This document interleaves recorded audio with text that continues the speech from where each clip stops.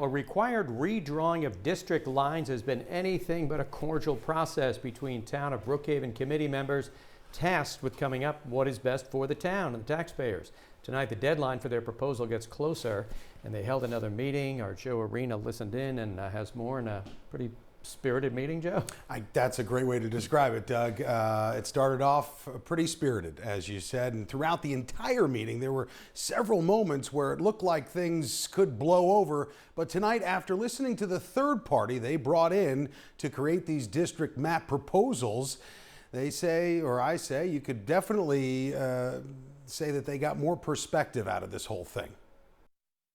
The Democratic caucus protests this meeting being held online and not in person at Town Hall. An ominous start to tonight's Brookhaven map redistricting pre-deadline meeting.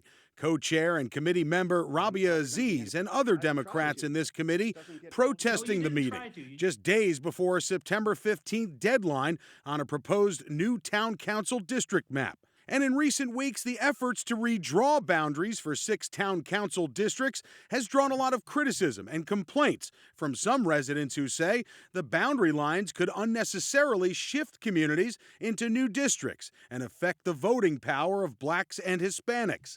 But at tonight's meeting, David Schaefer from the outside consulting firm the town hired to come up with these boundary line proposals, telling the committee, regardless of the 3 plans, it's even when it comes to minority population. In all 3 plans, the minority population, Black plus Hispanic percent, in all the 3 plans we're talking today, are about 15 to 16%. Schaefer also telling the committee, if there's a population density of minority population, we wouldn't draw a line to split that between 2 districts.